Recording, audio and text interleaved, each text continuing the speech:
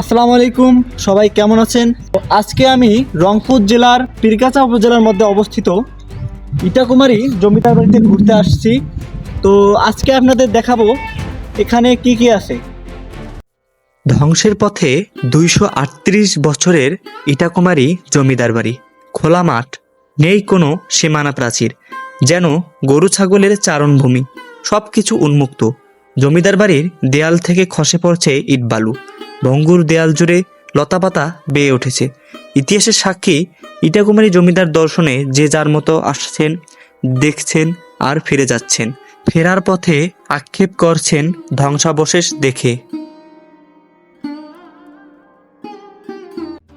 রংপুরের পীরগাছায় থাকা গৌরবোজ্জ্বল ইতিহাসের সাক্ষী ইটাকুমারী জমিদার বাড়িটি এখন স্মৃতিচিহ্ন হতে বসছে।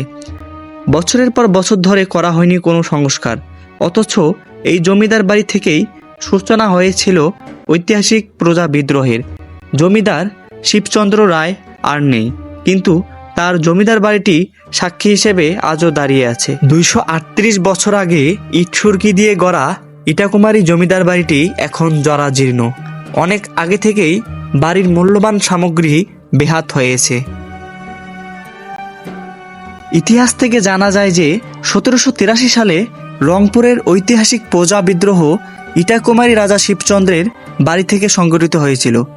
কালের সাক্ষী রাজা শিবচন্দ্র এই জমিদার বাড়ির প্রতিষ্ঠাতা।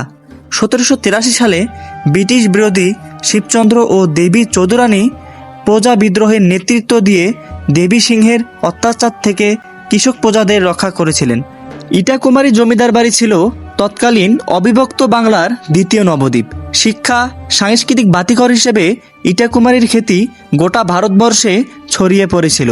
এখানে রাজা শিবচন্দ্রের নামে স্বনামধন্য একটি কলেজ রয়েছে। বর্তমানে সংস্কার ও সংরক্ষণের অভাবে জমিদার বাড়িটি ধ্বংসের দ্বার প্রান্তে। তারপরও জমিদার বাড়িটি দেখতে দূর দূরান্ত থেকে প্রতিদিন অনেক দর্শনার্থী ও পর্যটক আসেন। এটি সংস্কার ও সংরক্ষণ করা উচিত। ঐতিহ্যময় পীরগাছা ইতিহাসের জন্য সমৃদ্ধ, কিন্তু আজও এখানে কোনো পর্যটন এলাকা গড়ে ওঠেনি। ইটাকুমারী জমিদার বাড়ি, মন্তনা জমিদার বাড়ি, দেবী চৌধুরানীর পুকুর সহ ঐতিহাসিক অনেক স্থাপনা রয়েছে, কিন্তু এসব স্থাপনার সংরক্ষণ করা হয়নি।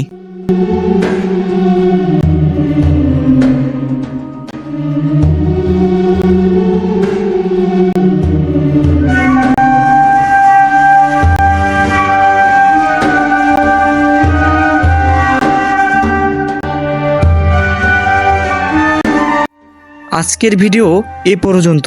দেখা হবে পরবর্তী কোনো ভিডিওতে।